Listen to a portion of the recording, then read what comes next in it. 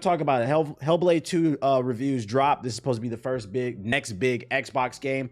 It's available for free on Game Pass PC and Game Pass Xbox. It's made by Ninja Theory, which also brought us Hellblade 1, which a lot of people praised. A lot of people thought it was their game of the year that game came out.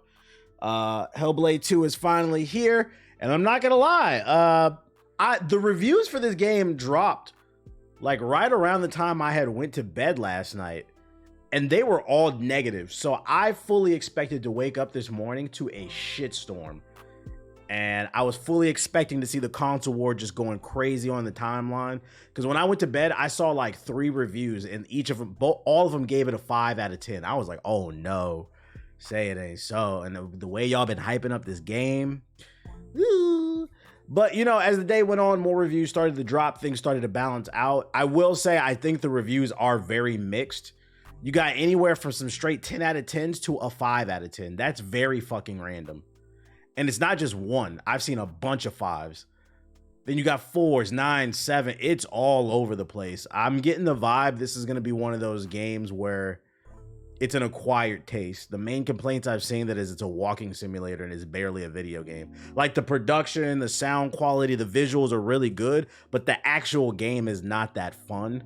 So depending on who you are, you may or may not like it. I'm not gonna lie. If I woke up this morning and yeah, it's on Game Pass. If I woke up this morning and it was nothing but negative reviews, I was gonna skip this game. Y'all know I don't like to waste my time, but I read the game's only 5 hours. The reviews are mixed, so you got to kind of play it to judge it for yourself. So I think maybe tomorrow I'll start it because it's only 5 hours. Maybe I'll do like 2.5 hours tomorrow, then 2.5 on like Thursday. Just knock the game out this week and then get back to Stellar Blade. That way I can at least talk about it for like the podcast, for like content. Also, it's free. It's on Game Pass if you got Game Pass. Mixed reviews for real, 5.5 hours, which is in development. Yeah, I think that's a weird 5-hour game, and it was only in development for 7 years. I'm not big on like judging a game based on how long it is, but that is a very strange value exchange. Like what took you so long to develop a game for 7 years and all you got was 5 hours of content? Like I said, we'll see tomorrow. I'll probably start the stream early tomorrow so we can get into it. But I'm interested. So yeah, there's the reviews. That's kind of a review. Take it with a grain of salt. If you got the Game Pass, try it out. But I'm not gonna lie, if you don't have Game Pass, you might want to wait till a price drops if you were interested in this game. The jokes have been so bad on the timeline. I seen this meme. I thought this was pretty fucking funny. This man said, who did this? Somebody photoshopped an Xbox controller with Senua Saga's Hellblade 2, and basically it's just a big ass A button because that's the joke. All you do is just walk around and press the A button. I watched Maddie Plays review. You know, Maddie's usually like a really nice dude. Like even he was like, this shit was ass. He was saying, like, he said it in a nicer way. He said there's a keep in mind, this is a 5-hour game. He said in his review, there's an hour-long section where all you do is light torches. When I heard that, just walking around lighting torches, I was like, man. Yeah, hey, same thing, Ab. Ethos was streaming it earlier. I was kind of bored watching him. I don't know, man. I don't know if I'll even finish this fight. Like, this might be the longest 5 hours. I'm going to try to thug it out because it's only 5 hours. You could really beat it in one sitting if you wanted to, but like, based off what I saw in the reviews, I don't know if I'll like this game, y'all. I'm going to keep it 100. I'm going to keep it 100 with y'all. But I mean, the good news is that Ninja Theory has already been greenlit for their next game. Some are speculating it's Hellblade 3. I hope it's something else. So this is a studio that's not in danger, which is good to hear because before the launch of the game yesterday, Ninja Theory released a statement on their Twitter, and it essentially sounded like they were going out of business. It sounded like a letter where they was about to die. Great Samurai video. I appreciate it, man. I put my heart into that DI Samurai shit. Maddie Plays said the first 40 minutes of the game is walking around, which is fucking crazy. So yeah, the memes are flying. The PlayStation camp in the console war, they're feeling really happy today because the Xbox, for some, they think it's a L. The console war rages on.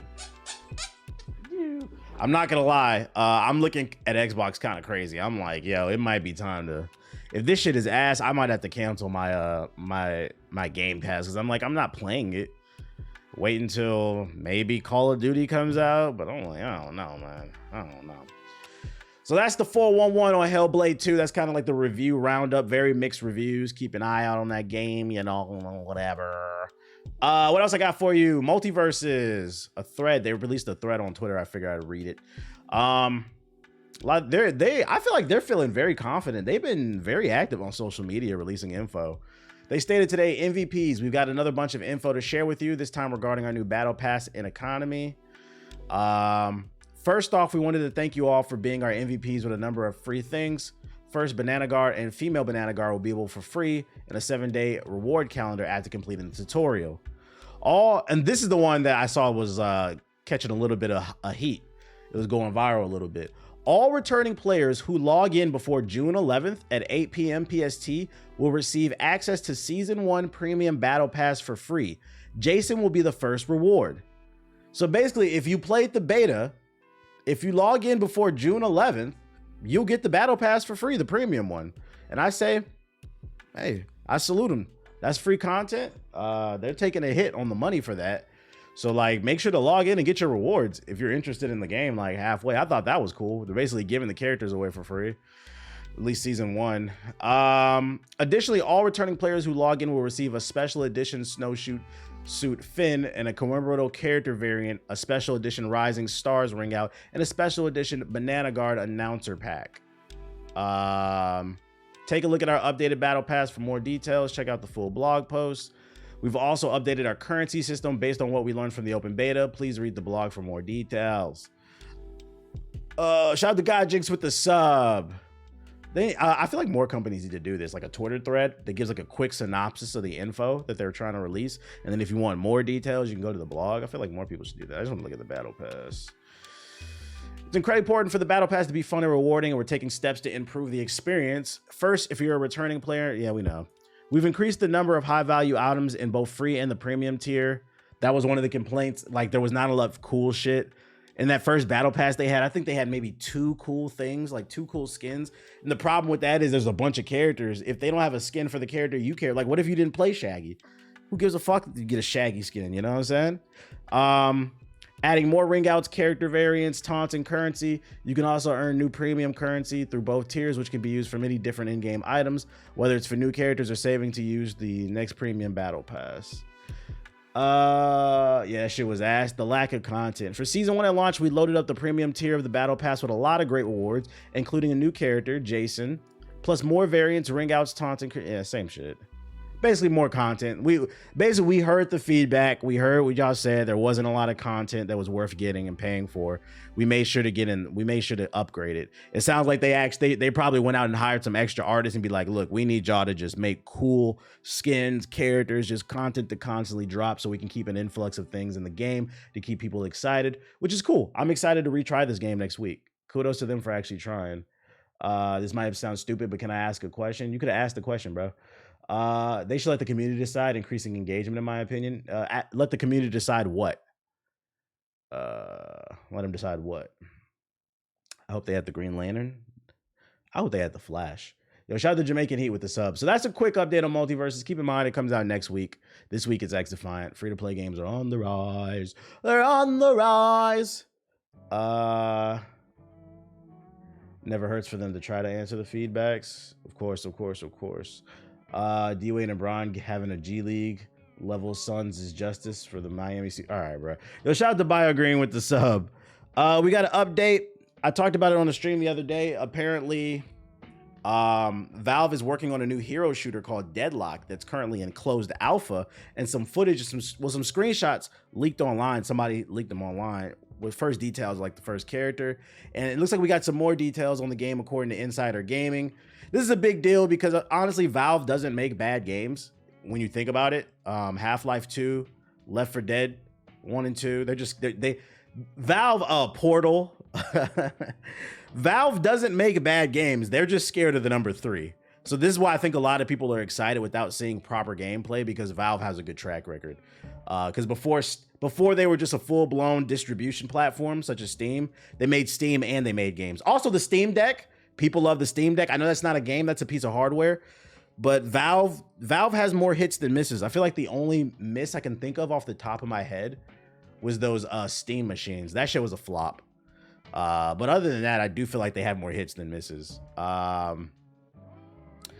First rumors and leaks about Valve's new game Deadlock appeared online last week. They primarily originated from Twitter user Gabe Follower, who posted some information and images on the new game.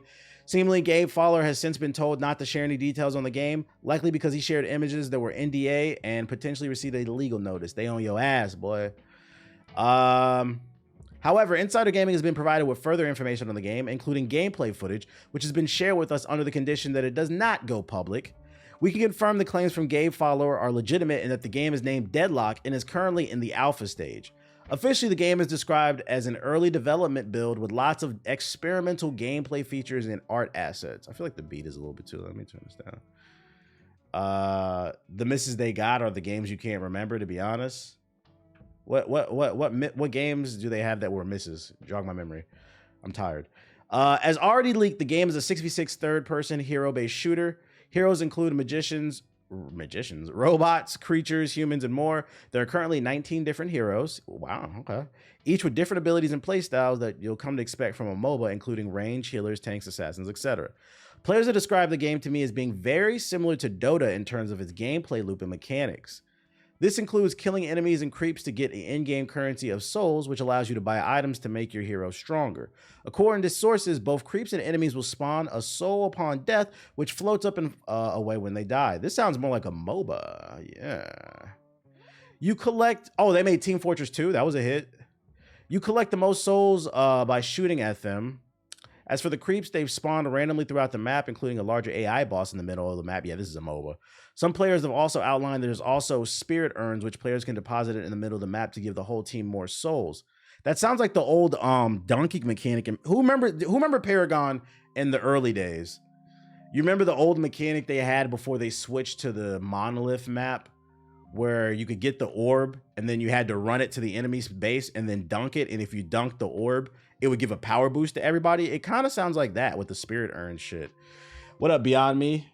Oh shit. After this article, I'll boot it up. Yeah, the Orb Prime shit. It kind of sounds like that. It's unclear when the game will be released, but based on its current state, I would be surprised to see if it releases sometime in 2025. I will keep my eye on this. This sounds interesting. That sounds like the mechanic from Battleborn. Oh no, don't compare it to Battleborn, my boy. Do not compare it to Battleborn. Struggleborn, that shit was ass. The only big gaming news that I've seen on the timeline was Kingdom Hearts. I actually saw a good amount of gaming news. That's why you come to me. I got you.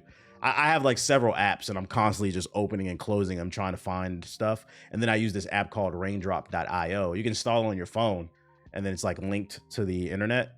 So like anything I find on the Twitter timeline inside of my apps, I click save. It's like Pocket, but because I used to use Pocket, but the problem with Pocket is they had like a data breach. So I switched to Raindrop, and it's been easy to keep track of shit. Let me start up a stream on Twitter. I forgot. Why play a new mobile? We getting Smite 2? Because I'd rather play a new game than an old one. Smite 2 is not a new game. That is Smite 1 with slightly better graphics. Let's see. Got a weird case. Why is he around? If there was one game in the last 5 years that you could wish that never came out, what would that be?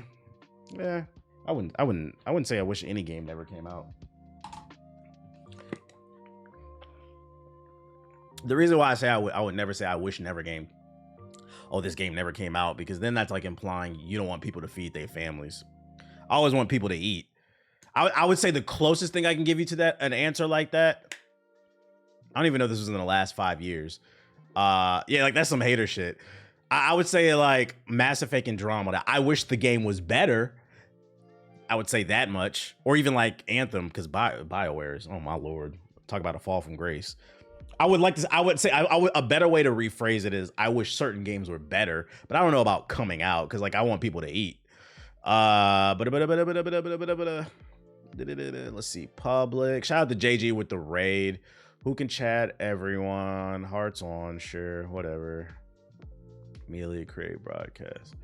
What's your opinion on Valhalla? I didn't like it. No bueno. That's the only fun fact, out of the 13 games in the mainline series, that's the only one I didn't beat. Let's say when the new Assassin's Creed comes out, I'm just gonna watch a recap of that shit. Yeah, you should have bought Odyssey instead. What's the site you use that animates pictures? Animates pictures. It's about AI. Midjourney. You beat Rogue. Is Rogue considered? I said the main line. Is that considered the main line? I don't think that. I didn't beat it, but I know what happens. I just watched it on YouTube. I wasn't paying for that. That shit was $60, and it was $60, and Rogue was only a 6-hour game. And I know what happens in the end. It wasn't worth checking out. Is my stream online? It was $60. There we go. Let's see. Post. It happens in the end. It wasn't worth checking out. Baka. That's it. 69. Does Baka still got a weird case? And if so, why is he still around? You going live on TikTok? Nah, fuck TikTok. I'm tired of them censoring me. I'm trying to use Twitter as a second platform. See if I can get it popping in the algorithm, just being consistent over there. Wasn't Rogue was the only one on the last gen console? Yeah, it was on last gen. Didn't know Rogue was that short. Yeah, it's a short game if you ever just want to try it. But I'm gonna be honest, just watch the cutscenes on YouTube. It's not the gameplay. The game wasn't compelling enough to warrant to buy it. Even when the game came out, the reviews weren't that great. Shout out to Brown with the sub. All right, we're live on Twitter. Next article I got for y'all. Apparently, Sony is developing a PlayStation mobile platform. Microsoft isn't the only one working on a mobile games platform. Sony is also developing a PlayStation mobile experience. Earlier this month, who cares? Let's get to the actual launch design, but Xbox is the only one interested in leveraging the $90 billion market. Sony also has big dreams of releasing its own free-to-play mobile titles. There's just one problem. Outside of Fate Grand Order, Sony doesn't have any mobile games. That's about to change, though, as Sony ramps up investments in the space, including acquisitions of studios like Firesprite and Valkyrie. Now a new job listing for a mobile platform architect gives clues on what Sony's mobile ambitions. The way the job listing is worded makes me think that this is an actual game development platform, not exactly a platform meant to sell mobile games or microtransactions. PlayStation Studio Mobiles is seeking an experienced software engineer to design PlayStation's platform for developing, publishing, and operating free-to-play mobile games, basically like a mobile PSN. An individual in this role will spearhead and design the implementation of this platform, work in partnership with internal teams to connect mobile games to PlayStation services, and ensure that all mobile games meet PlayStation's quality standards. And then it, has the list of skills that you need, if anybody's looking for a job. My thing is like, who is this? I've never heard of these. I don't know these studios. What games do they make? Firesprite, a PlayStation studio. Let's see, games. What's the salary? Man, Google it. I don't know. Horizon Call of the Mountain. So they made the VR game. So they have some experience making AAA. Star Citizen. Fuck out of here. Run Sackboy Run. I've never played or seen this game, but I'm gonna take a wild guess and say this is an endless runner. The Playroom, I don't know what the fuck that is. They don't really, their track record's not that great. Firesprite, that's probably their biggest game. And I'm gonna be honest, I don't know anybody who played Horizon VR, even though it got good reviews. And then let's see, Valkyrie. What are they known for? Valkyrie, PlayStation's studio. Is it bad that I still play Mortal Kombat 1? Nah, you're allowed to enjoy the game. Just be self-aware and understand that it sucks. As long as you're honest about it. Back to safety. What the fuck? I don't care about Sexy Red Ronin. Valkyrie is a video game development studio based in Seattle since 2002. We've worked with world-class developers and publishers, and we're proud of the PlayStation studios. Their website doesn't even work. They just have a picture of God of War Ragnarok and Guns Up Mobile. That's Sony Santa Monica. So whatever they did for God of War Ragnarok was most likely minuscule. This is their only game, Guns Up Mobile. So whatever these studios that they're recruiting don't really have track records. This is only cool. I feel like this news is only cool if they plan to make like true mobile exclusive, like AAA level titles. Because the graphics are there. kind of like what Ubisoft is doing with Assassin's Creed Jade. If they took that and made like a mobile Uncharted or a mobile God of War, where the graphics don't look quite as good, but look like a high-end like PS3 game, like a late PS3 game, early PS4 game on your phone with its own original story and like gameplay mechanics. Maybe take even some of the older titles. People have been begging for a Sly Cooper, maybe Sly Cooper Mobile, especially because that game is cell shaded. That game could look really good on phones. It depends on how they approach this. If they're creating like fun and unique experiences, then I'm with it. I'm cool. My issues is, are you doing this to make your own Clash of Clans? Because if that's the case, fuck out of here. What up, Nidrick? What up? Da-da-da-da-da-da. So like how PSP had side games of their IP, something like that. What up, Cosmic Hooligan? We'll keep our eye on this Sony shit. This goddamn Sony shit. The only reason they're developing a mobile platform is because their deal with Netflix games. We'll see. We will see. I saw a comment on a Twitter post saying Horizon was made so they can be displayed on Sony TVs. I've seen a lot of people really just shitting on Horizon like it's the worst game ever. Like, it's like a solid 8. I told you that tweet I seen the other day I put on the stream where dude was calling Horizon the first industry plant. Like, what? Video game development is far too expensive to even be talking about industry plants. What the fuck are you talking about, bruh? We're not talking about Ice Spice. We're talking about video games. Is that new Patapoon going to be turned into a mobile game? Patapoon? What the fuck is Patapoon, nigga? Patapoon sound like some bad pussy. Bitch had that Patapoon. You talking about Paragon? That bitch had that Patapoon. Oh, shit. According to Twitter, anything that's a 7 is a mid. If we're talking about Horizon, I don't even think that shit is a 7. I think it's an 8. Who got that Patapoon, bro? That pernicious pussy. Next article I got for y'all is 46% of players are using gaming for self-expression, creativity, and reports suggest. Wow. A new report states that 46% of players use gaming for self-expression to ignite their imagination and for creation. That's according to this year's 5th annual Inside Gaming report published by Entertainment and Gaming Wiki Fandom. As well as indicating the prevalence of character creators in games, the result comes as little surprise considering the popularity of live service and sandbox games like Minecraft, Fortnite, and Roblox, in which creativity is paramount. While the top reason why people play games is for stress relief and to unwind at 54%, creation and self-expression is the second most likely reason at 46%, an increase of 10% compared to last year's report.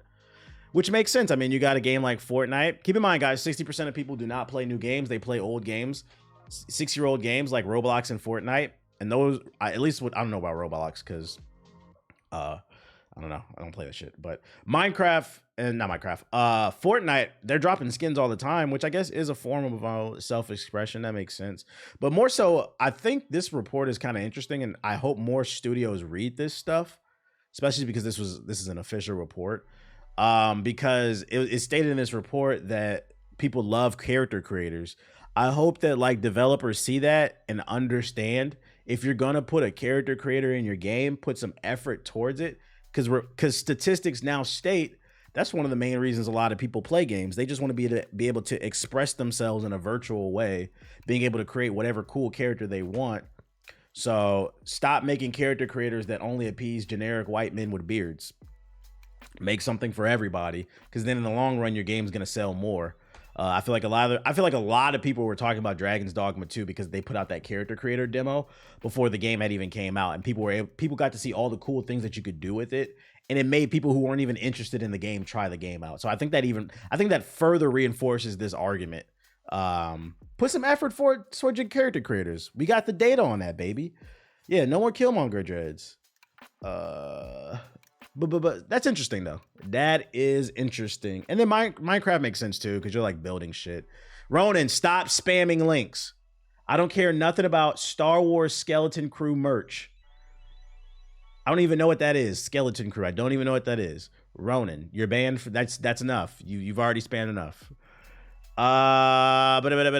IGN Entertainment. This one's pretty interesting. IGN Entertainment has acquired Eurogamer, VG24, Rock Paper Shotgun, GI Biz, and more. Layoffs have hit across the gaming network. I'm not going to read this one because I've already read it and I can sum it up. A bunch of your favorite major video game websites, they're not doing financially well. I mean, websites aren't doing financially well, period. That's why you got websites like Wall Street Journal and the New York Times. They're trying to charge you to just look at their fucking website because newspapers are dying. But anyways, we're keeping it gaming. A lot of gaming websites, they're not doing well. They're not able to bring in the traction for their website, and you need that traction, that viewership in order to sell ad space and, you know, be able to pay your writers. IGN smelled blood in the water, and they ended up, because I guess apparently IGN is one of the few profitable ones. They smelled the blood in the water, and they ended up purchasing Eurogamer, which is a big website. That's one I use as a source all the time. VG24, I use them as a source all the time, and even Rock Paper Shotgun, I've used them a few times. These are credible sources. These are actually 3 major websites. Even GI Biz, I take that back. That's actually 4 very reputable sites. I've used GI Biz as well. Yeah, GI is in no GI Biz. They're just saying GI for short. It's GI Biz. Gaming Industry Business, I think it's short for. Now, why does this matter? IGN buying them up. As they stated in that tweet, after they ended up buying the competition, they laid off a bunch of people. So what we got here is the big dog buying out the competition and then releasing them of their work. There are a few people that are going to be able to keep their jobs that don't conflict with certain positions at IGN, but a lot of people got laid off that conflicted with positions at IGN. So this is a classic corporate takeover, which means also the reason I think this matters. I was like, why the fuck are you talking about this, TVH? I mean, we saw what happened with Kai Cenat and the IGN shit. And then even the way they covered what's that shit called? Suicide Squad. The way they covered Suicide Squad just because they didn't get a code. The 2024, I don't know what the fuck Cat Williams did, but everybody's wilding out. Even IGN has been very unprofessional this year. Which means we're gonna have to lean on and read more IGN as a source because they're eliminating competition. And don't be surprised if they buy more if there's an opportunity. That's why you should pay attention to it. It's things are getting centralized. They're getting monopolized, and you know, monopoly is never a good thing. You saw what happened when they didn't get a game code. Imagine when they're the only platform on the damn internet not getting game codes, just doing stupid shit, bro. Exaggerated swagger of a black teen. So keep your eye on that one.